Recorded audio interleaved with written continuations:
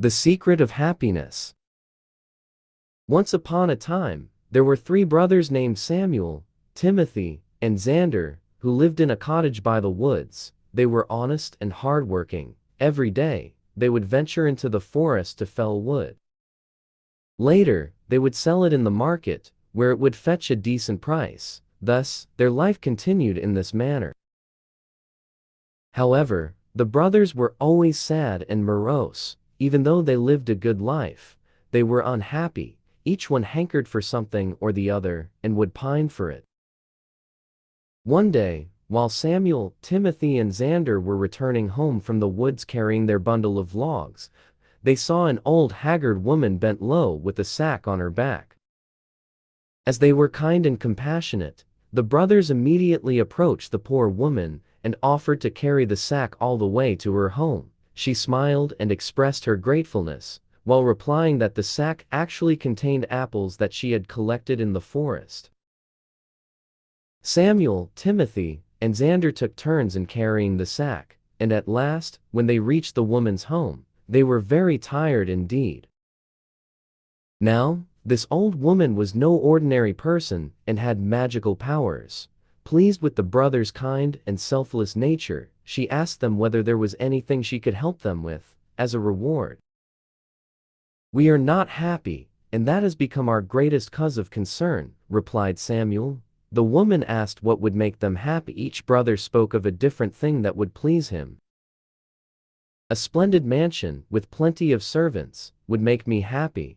There is nothing more that I would want," said Samuel.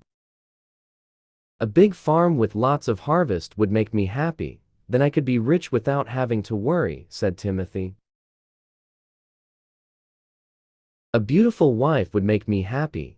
Every day, after returning home, her sweet little face would light me up and make me forget my sorrows," said Xander.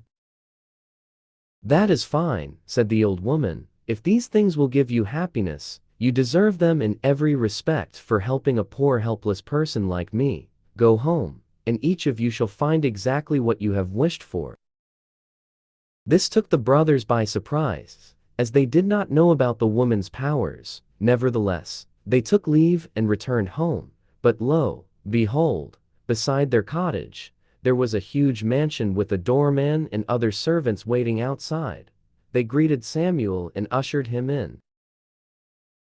At some distance, a yellow farmland showed itself. A plowman came and announced that it belonged to Timothy. Timothy gasped. Just at that moment, a beautiful maiden approached Xander and coyly said that she was his wife.